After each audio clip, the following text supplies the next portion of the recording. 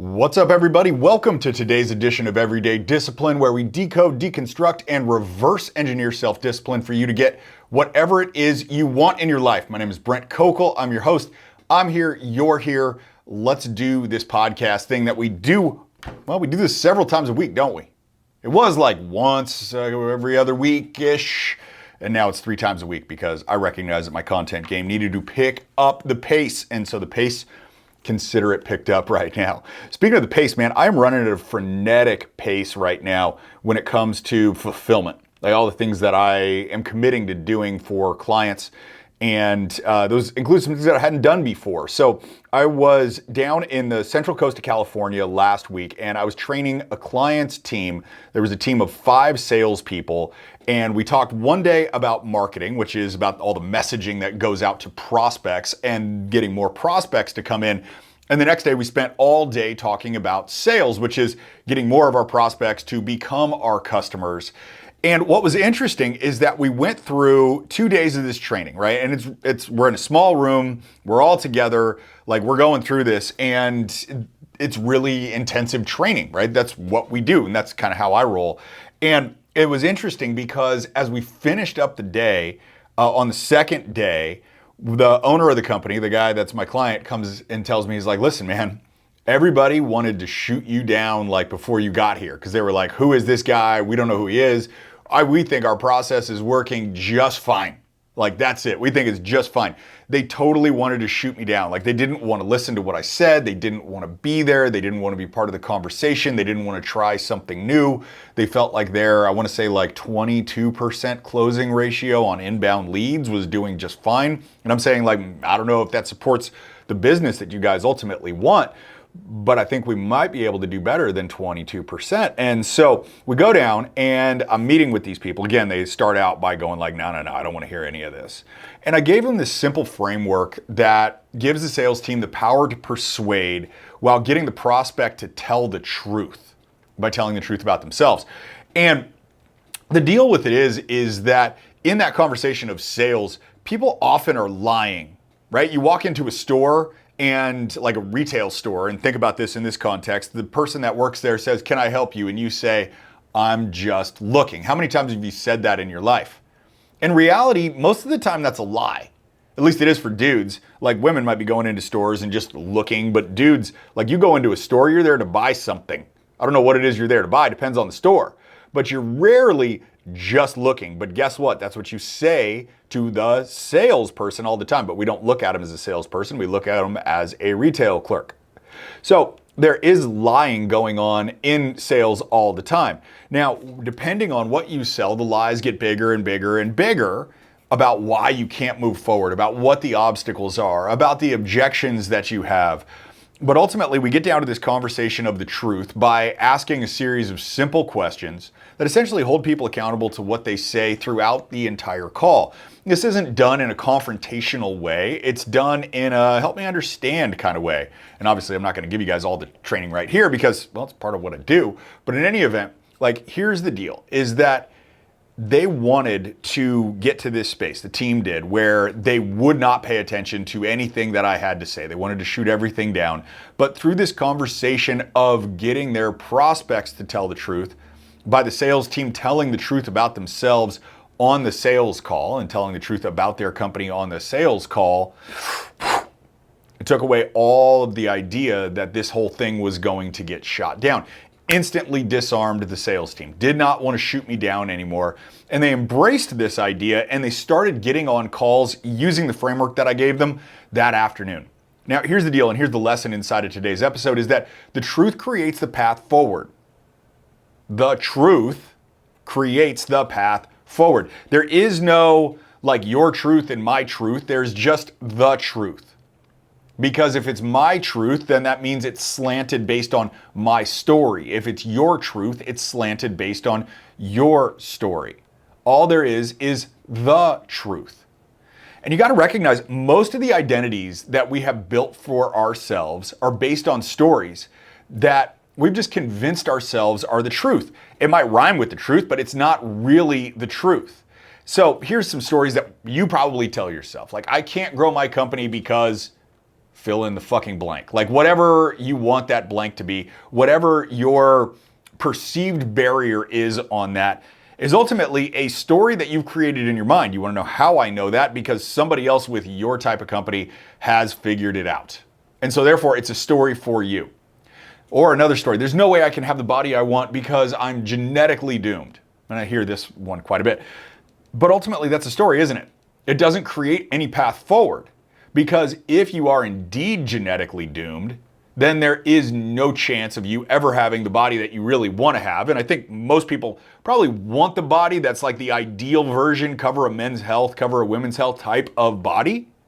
And to say that you're doomed for that genetically, meaning that before you were even born, when your DNA is forming inside of your mother's womb, you are already doomed for the rest of your life. If that's the story, then it's like, shit, man, there's nothing we can do about it. But that's not the truth. The truth creates a path forward. The lie of I'm genetically doomed stops the path forward in its tracks, and there's no way to get out of that. The other one is like, there's no way that my relationships will work because I'm somehow fundamentally flawed. Like as a human being, I'm somewhat fundamentally flawed. And I think a lot of us believe this. For a while, I believed that. I believed that I was just fundamentally flawed, like the way that I was. And flawed, like sometimes in a good way, with being intense and being focused and disciplined.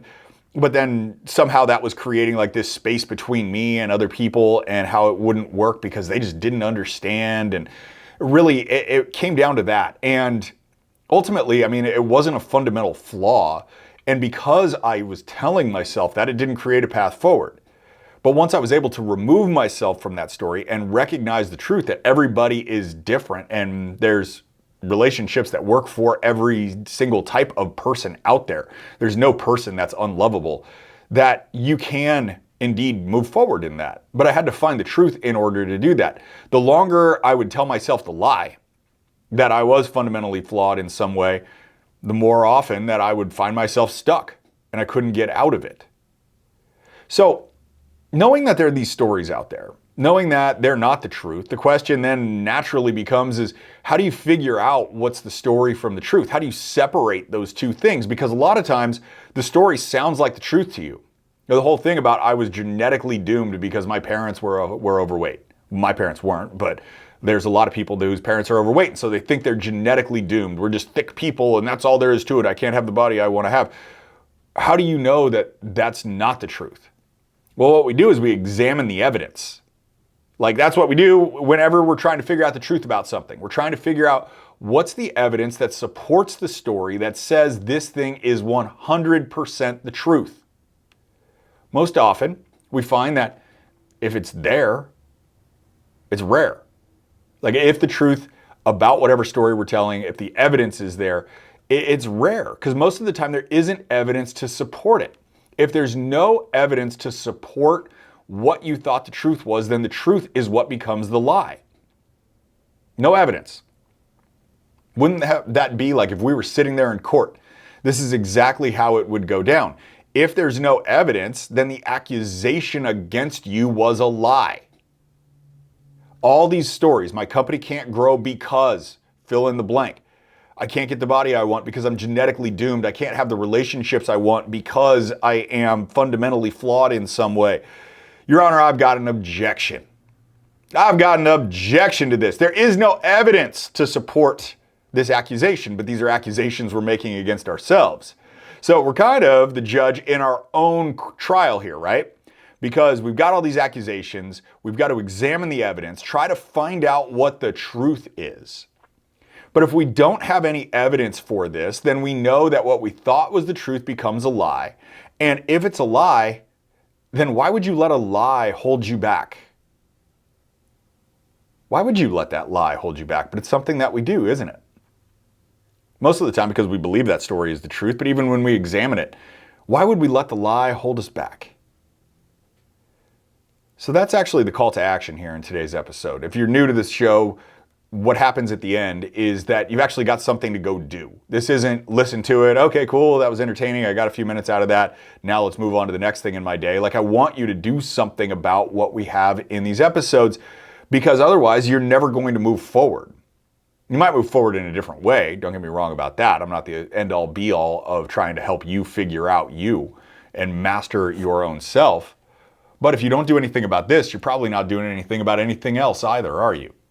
So do something about this. It's, really the question here that I want you to ask yourself in the next 24 hours is, where am I letting the lies in my life hold me back? Just the lies that I tell about myself, these accusations that I tell about myself. Where am I letting those things hold me back? And examine that. I gave you all the tools on how to do that. You examine and look for the evidence. What evidence do you have to support this? Picture it like you were on trial trying to convict yourself of whatever story that you have. And if you can't find evidence, then you know it's a lie. So where am I letting my lies hold me back? That is the call to action for today inside of this episode. All right, guys, that's it. That's the show for the day, everybody. Do me a favor, before you get off of the platform that you are listening to this on, please give me a review. It certainly helps me out understand where you guys are coming from and what type of content worked for you. But also, if you liked this content, then it helps more people hear it if you wind up giving me a review, especially good reviews. I like those ones the best. But give me an honest review. We're talking about the truth here. Whatever your truth is, that's what you need to put down in the review section here. But please do that before you leave the platform today. I sincerely appreciate that. And I appreciate you. I appreciate you for being here, because we're talking about the game of mastering yourself. And because you listen to this show, that means you're interested in doing that. And by no means am I a spot where I've fully mastered myself, but I'm working on it and I'm getting there. And I want you to get there too. Speaking of things that I want you to do and that I'm going to do my job, and I'm going to come back and do another episode. I want you guys to do your job, and I want you to download the next episode, listen to the next episode, but do the thing that we talk about inside of the episode above all else. I will be back later this week. I wish you guys well until then.